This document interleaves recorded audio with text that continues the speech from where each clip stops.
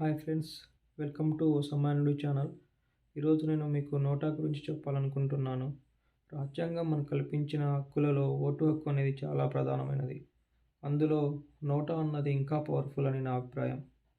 ఎందుకంటే మన నియోజకవర్గంలో నిలబడిన అభ్యర్థులు ఎవరూ మనకు నచ్చలేదు అనుకుంటే నోటాకు కానీ ఓటు వేసినట్లయితే ఆ నోటాకు పడిన ఓట్లు అభ్యర్థుల కంటే ఎక్కువ ఓట్లు వచ్చినట్లయితే మళ్ళీ ఎలక్షన్స్ పెడతారు.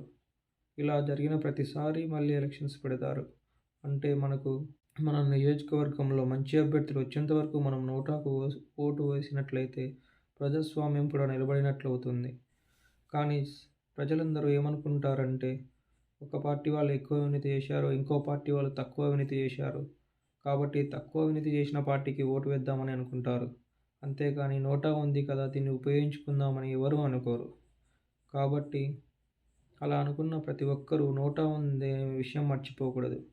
అందుకనే నోటాను ఉపయోగించుకొని మనము ప్రజాస్వామ్యాన్ని నిలబెట్టాలని నా కోరిక. చూద్దాం ఈసారి నోటాకి ఎన్ని ఓట్లు వస్తాయో. నోటా అన్నది ఎంత పవర్ఫుల్ అంటే ఒకసారి 2019లో ఆంధ్రప్రదేశ్లో జరిగిన ఎలక్షన్స్లో పార్టీల వారీగా ఓట్ పర్సంటేజ్ చెప్తాను వినండి.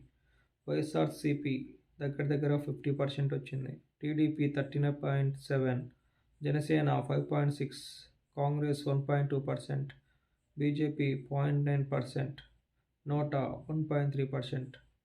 అంటే నేషనల్ పార్టీస్ అయిన కాంగ్రెస్, బీజేపీ కంటే నోటాకు పడిన ఓట్ పర్సంటేజే ఎక్కువ. దీన్ని బట్టి అర్థం చేసుకోండి నోటా అన్నది ఎంత పవర్ఫుల్ అన్నది.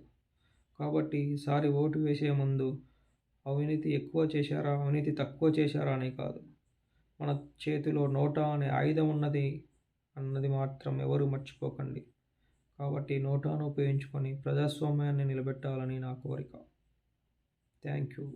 Please subscribe my channel. Bye bye.